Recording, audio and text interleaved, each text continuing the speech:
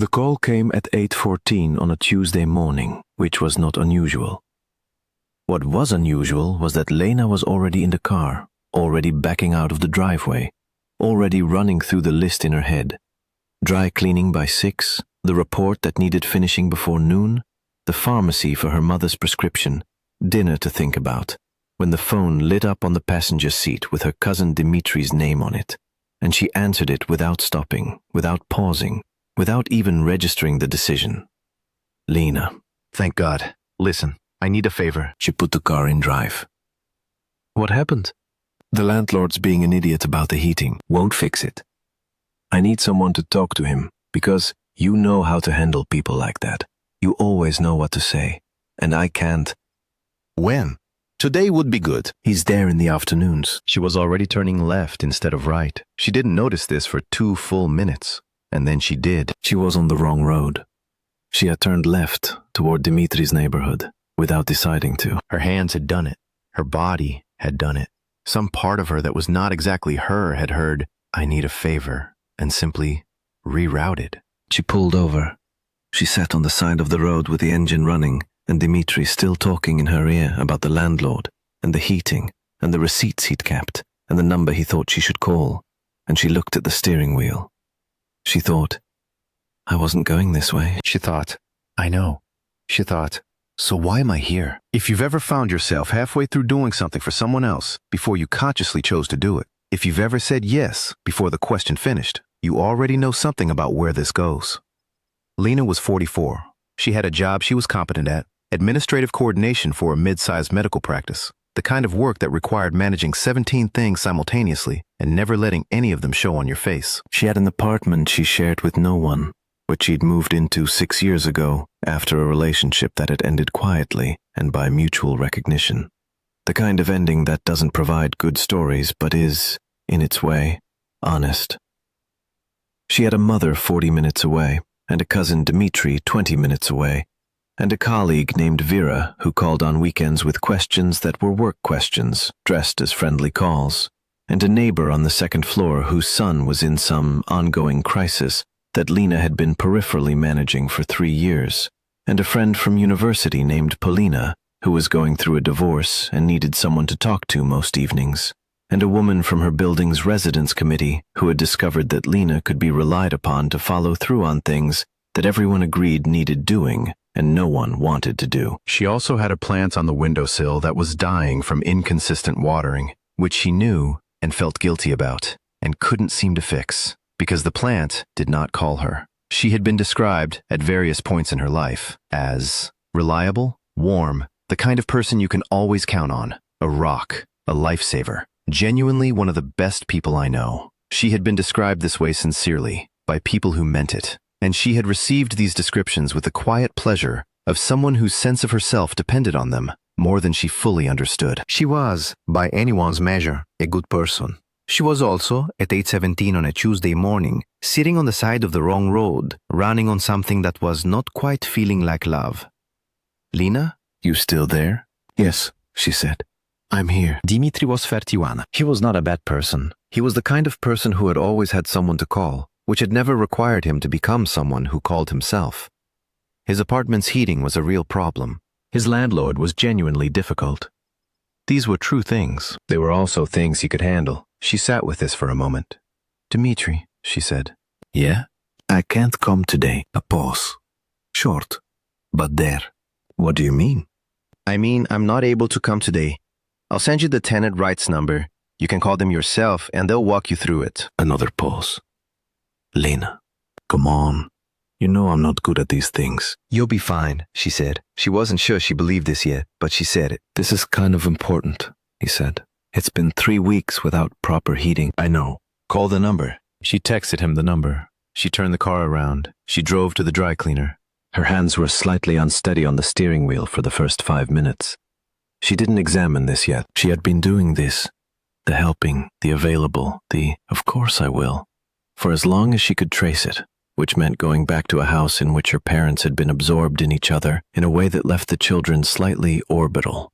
Her brother had handled this by becoming loud and easy to ignore.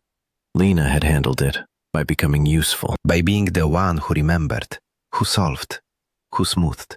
There was, she had discovered very early, a warmth available to the person who made herself necessary, a specific attention, a gratitude, a kind of love that came to her only through the door of what would we do without you. She'd been walking through that door her whole life.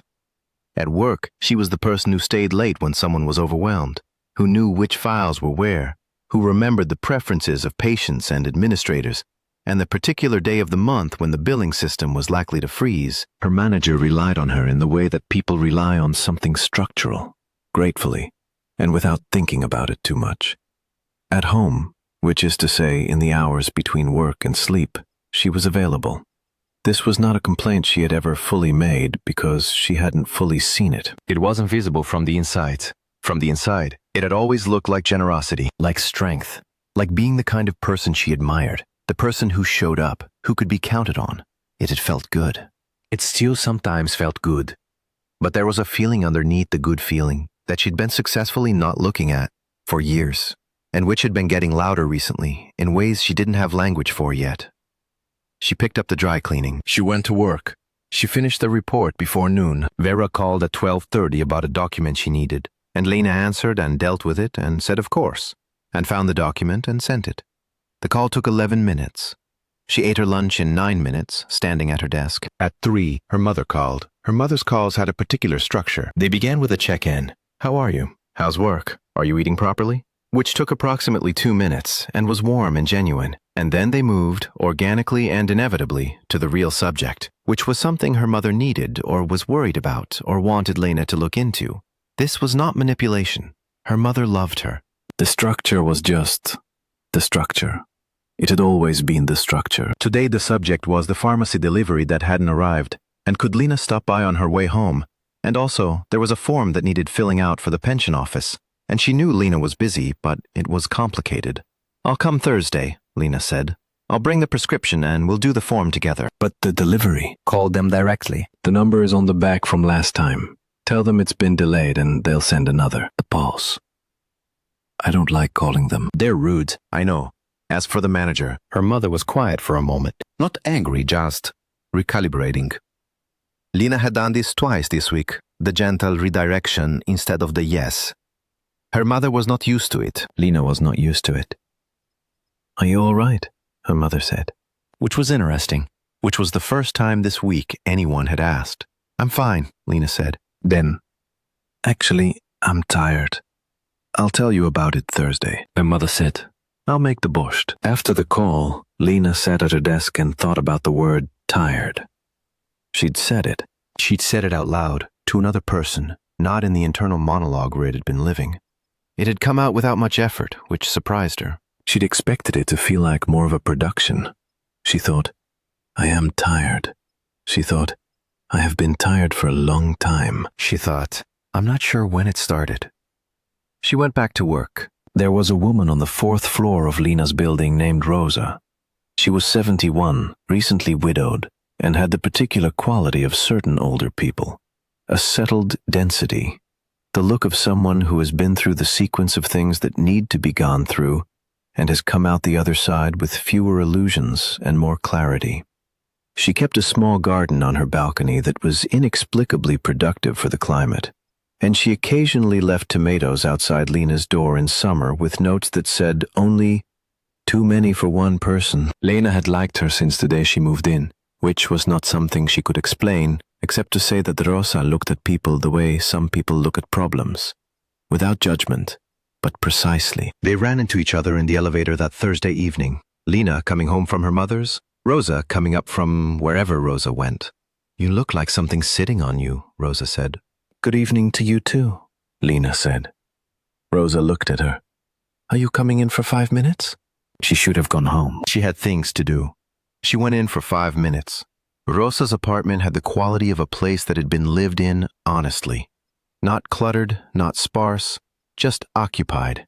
Every object earning its place. She made tea without asking and put it on the table and sat across from Lena and said, Talk. Lena looked at the tea. She said, Do you know the feeling when you've been helpful for so long that you can't remember if you're doing it because you want to or because you don't know how to stop? Rosa said, Yes. Lena said, I said no to 2 people this week.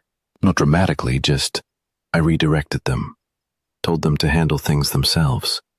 And I've been waiting for it to feel right, and it doesn't yet. I still feel, she stopped. Guilty, Rosa said. Yes. Like you did something wrong. Like I let someone down. Rosa wrapped her hands around her cup. She looked at the window, at the balcony with the end-of-season garden. Can I tell you something I figured out late? She said. Later than I would have liked. Lena said yes. Some people, Rosa said, call it kindness, what you do. They say you're generous, you're good, you're strong. And you are those things. I'm not arguing with that, she looked at Lena. But sometimes, what people call your kindness is actually their name for your inability to say no. And those are very different things. One is about love. The other is about fear. Lena sat with this. Fear of what? She said, though she knew. Of what happens if you stop, Rosa said. If you're less available. If people find out you have limits. She paused. Fear that the love goes with the usefulness. The tea had gone slightly warm. Lena held it. Does it? She said. Rosa looked at her. Some of it does, she said. That's the honest answer. Some of it does. She let that sit. But the love that stays, Rosa said, is the kind that was actually for you. Lena drove home from her mother's that Thursday, feeling the conversation sitting in her chest like something she hadn't finished digesting. Her mother's borscht had been good. The form had been filled. The evening had been warmer than expected. Her mother had asked about the tiredness, actually asked, sat across the kitchen table and listened for 15 minutes without redirecting to herself, which was either unusual or Lena had stopped noticing when it happened. She thought about what Rosa had said. She thought about their name for your inability to say no. She thought, that's too simple. She thought, it's also not wrong. She thought about where the habit had come from. Not dramatically, not as an accusation to place on anyone, just where. She could trace it if she tried. The particular shape of being loved conditionally, which wasn't cruelty, which was just the shape of some childhoods. The discovery, early, that warmth was reliably available when she was useful.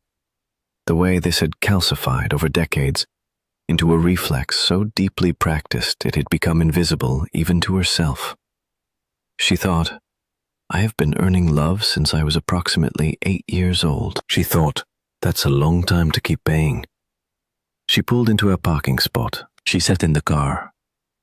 She thought about the people she said yes to. She made herself be honest about it. Not a self-pitying inventory, just an honest one. Dmitri, who was capable and simply hadn't needed to develop the capability. Her colleague Vera, who called on weekends because she had discovered that calling worked. The residence committee woman, whose name was Tatiana, who had once said, straight-faced, you're so good at this, I don't know why you don't just keep doing it. Polina in the divorce, which was real and which Lena genuinely wanted to support, but which had lately started to feel like a subscription she hadn't consciously renewed. She was not angry at any of them. She was tired of the system, she thought. The system that takes my yes for granted. The system that doesn't ask because it doesn't need to. The system that I built, along with everyone else, through 1,000 small agreements and automatic reroutes and hands that turned left before the mind decided. She got out of the car and went upstairs. She watered the plant. It was probably too late for the plant, but she watered it anyway. The call came the following Saturday morning. It was Dmitri again, which she'd been half expecting, and it was about something else. The landlord situation had resolved, apparently, because it turned out Dmitri was perfectly capable of making a phone call, when the alternative was no one making it for him. But now there was a different thing. Furniture he needed moved. Today, because a friend had offered a truck and the window was narrow. And could Lena come and help because he had a bad back? She stood at her kitchen window with her coffee, and she listened to him explain it. She looked at her Saturday. Her Saturday was objectively nothing. No plans, no obligations. She had been going to go to the market, maybe clean the bathroom, possibly sit in the kitchen with a book for an hour, which she hadn't done on a Saturday in a number of months she didn't want to calculate. She could go help Dmitri. It would take 3-4 hours. He would be grateful, genuinely grateful. The warmth that had always been available through this door. She knew exactly how the day would feel. The small exhaustion, the slightly resentful competence, the familiar thing. She stood at the window. She thought about Rosa saying, the love that stays, is the kind that was actually for you. She thought about what she was about to do, and why, and whether the why was love. She let herself feel it, honestly. Was it love? She did love Dmitri in the complicated way you love family that is also a habit. Was it love that was making her consider getting in the car? No, she thought. It was not love. It was the old thing, the reflex, the fear of what happened if she wasn't available. The fear of being the person who wasn't good. The need to be needed, which she was only now learning to distinguish from the need to love. Dmitri, she said, I can't today. A pause. Lena, it's just a few hours. I know, but I have plans. This was technically not true. She understood the ethics of this as she said it and made a quiet decision that it was close enough to true. She had plans to have a day that belonged to her, which was a plan, even if it had no external content. What plans? She thought about explaining. She thought about the whole speech she'd been composing in her head this week. The version where she told everyone, calmly and with full justification, about the tiredness and the limit and the right to say no and why this was not a betrayal.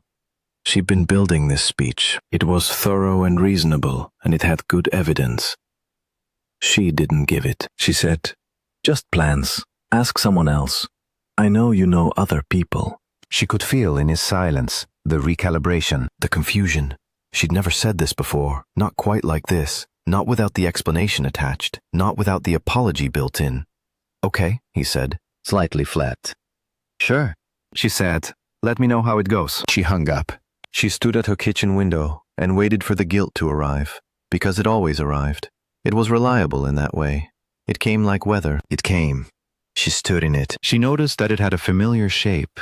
Not exactly guilt when she looked closely at it. More like the anxiety of a person who has learned that their value is contingent and who has just done something that might reduce it. The fear that Dmitri would be angry. That he'd tell people. That the story would be, Lena wasn't there when I needed her. That the version of herself she'd built would take damage. She stood in this and looked at it. She thought, he's moving furniture. He has a truck and a friend. He will manage. She thought, the love I'm afraid of losing, is it love? She thought, I don't know yet, but I'm going to find out. She drank her coffee. The morning was gray, the comfortable November gray that made staying inside feel like a reasonable response to the world.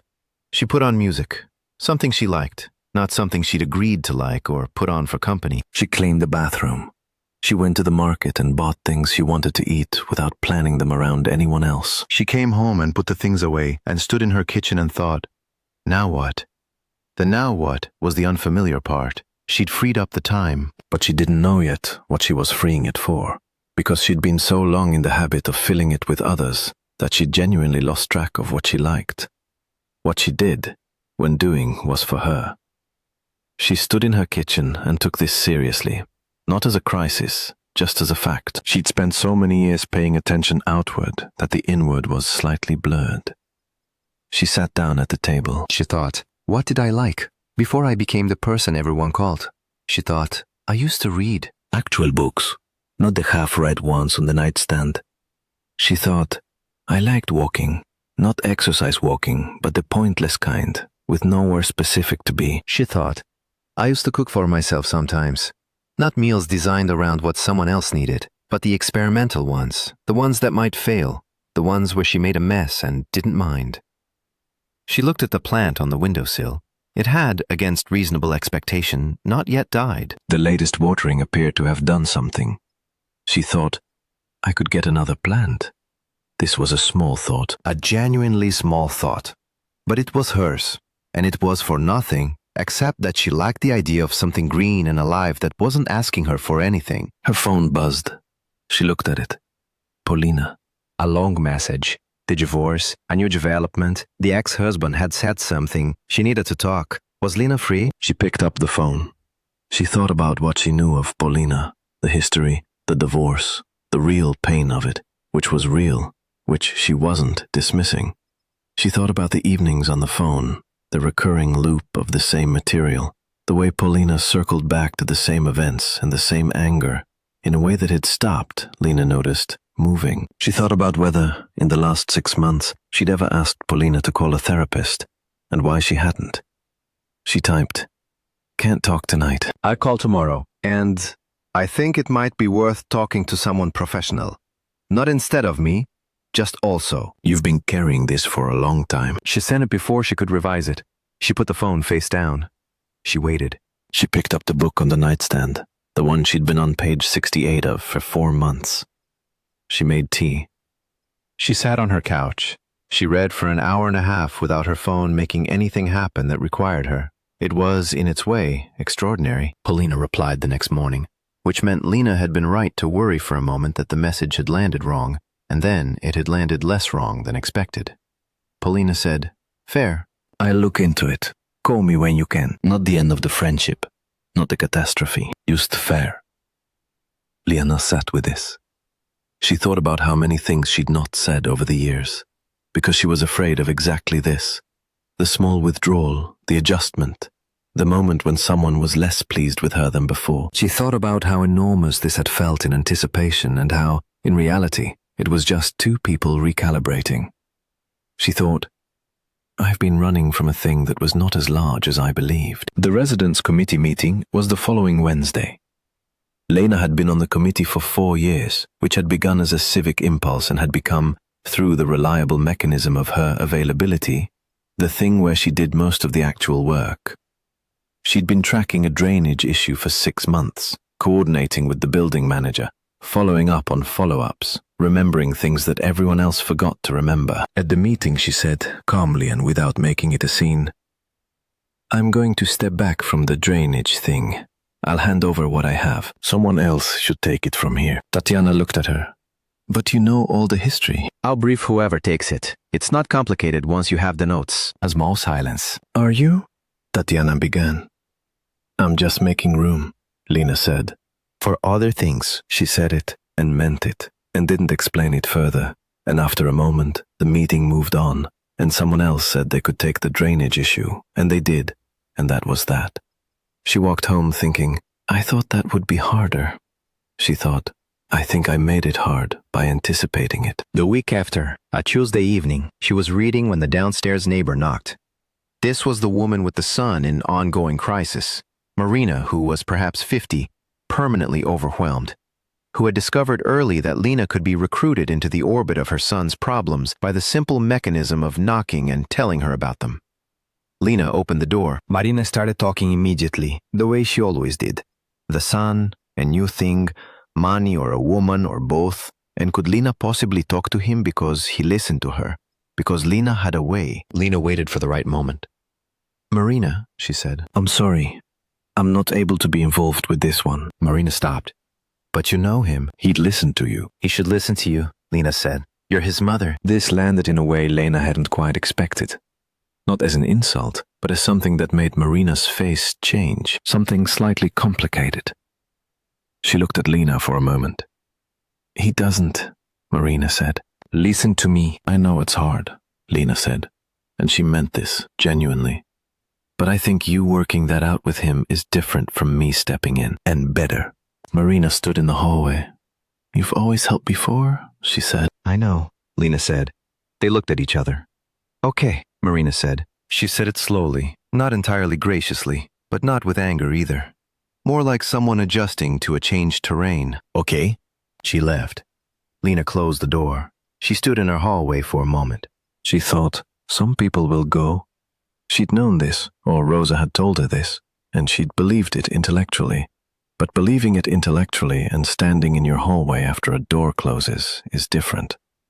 Some of them would find the thing they needed from her less available, and they would, gradually or quickly, organize themselves around a different center. This was going to happen. She thought, the ones who go. What was that? What we had? She didn't have a clean answer. She thought it was real in its way. She thought it was also, in its way, a transaction. She thought both things could be true. She went back to her reading. 2 weeks later, Dmitri called. He called on a Sunday, which was slightly unusual, and his tone was different from the usual. Less immediate, less specifically requesting. He asked how she was, which he didn't usually lead with. She answered honestly, which she was practicing. He said, I handled the landlord thing myself. He finally fixed the radiator. Good, she said. You were right. I could do it. She thought about whether to say, I know. She said, I'm glad it worked out. A pause. Lena, are things okay with you? She sat with the question. The real one. She said, I've been doing less for other people. It's an adjustment. He was quiet for a moment. Because of me? Because of me, she said. It's not a blame thing. I just realized I've been running on something that wasn't quite love, and I needed to figure out what that meant. Another pause. What does it mean? I'm still figuring it out, she said. But I think it means I'm going to be a different kind of available. Less automatic. He said, okay. She thought, that's the word this week. Everyone's word. Okay? And it keeps meaning something different. But it keeps being survivable. I still want to have dinner sometime, he said. Not because I need something. She thought about this offer. She examined it for the things he was learning to look for. Whether it was a call for service dressed as friendship, or whether it was actually what it said it was. She thought, I don't know yet. She thought, I could find out. Sure, she said. Next month. You pick somewhere. Okay, he said. And this time, it sounded like a plan rather than an accommodation. She put the phone down. She looked at her apartment.